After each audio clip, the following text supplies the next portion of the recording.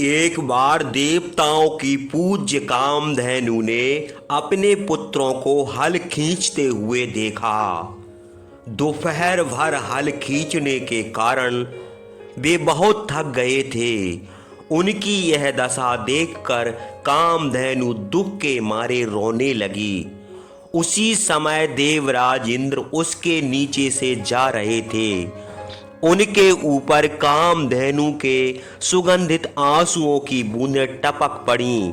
तब देवराज इंद्र ने ऊपर की ओर देखा कि आकाश में कामधेनु बड़े दुख से रो रही है। यशस्विनी कामधेनु को शोक से पीड़ित देखकर इंद्र ने हाथ जोड़कर उससे पूछा, हे सर्वहितैषिणी, तुम शोक क्यों कर रही हो?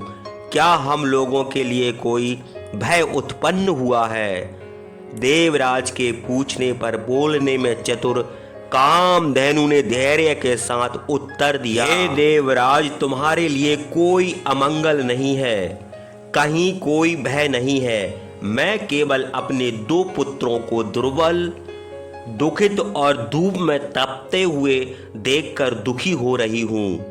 मेरे पुत्रों को हल जोतने वाला मनुष्य पीट रहा है। वे भार से पीड़ित और दुखी हो रहे हैं। यह मेरे गर्भ से उत्पन्न हुए हैं, यति इनका दुख मुझसे देखा नहीं जाता। संसार में पुत्र के समान प्रिय दूसरा कोई नहीं है।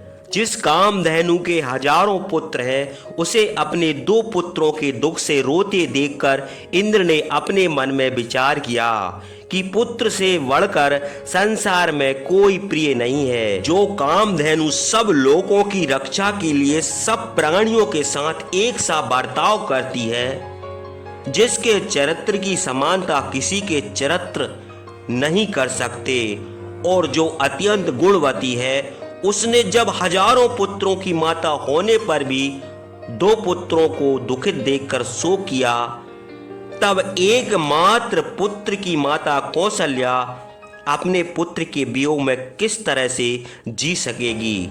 तुमने जो एक पुत्र की माता साध्वी कौशल्या को पुत्र के वियोग से दुखी कर दिया, इसलिए तुमको इस लोक और परलोक में अवश्य दुख उठाना पड़ेगा।